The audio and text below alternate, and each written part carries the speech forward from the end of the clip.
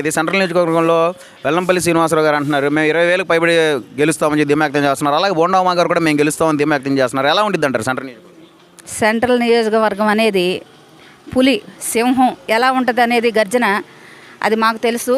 ఎందుకంటే 2014లోని మేమంతా కూడా ప్రజలు ఎన్నుకున్న వ్యక్తి బోండా ఉమా మహేశ్వర గారు. అలాగే అతను చేసిన పనులు ఒక నాయకుడిగా నాయకత్వం వహించి ప్రజలకి అతని సొంత నిధులతోని ఖర్చులతోని ప్రజలను ఆకట్టుకొని ఆయన మంచి పనులు చేశారు.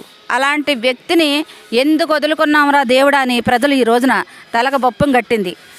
బోండా ఉమా గారు ఎక్కడున్నాడు, సెంట్రల్ నియోజకవర్గంలోనే లేడు అన్న మనిషి ఎల్లంపల్లి గారు. ఈ రోజున ఎవరు గెలుస్తారో ఎవరు గెలవరో అనేది మీరు చూసుకోండి, ఎట్లా ఉంటుందో పొజిషన్ అనేది. మీరు 20 పరంగా అనుకుంటున్నారేమో, మేము 50 పరంగా 60 పరంగా అనుకుంటున్నాము. గెలవడానికి సిద్ధంగా ఉన్నాం మేము కూడా.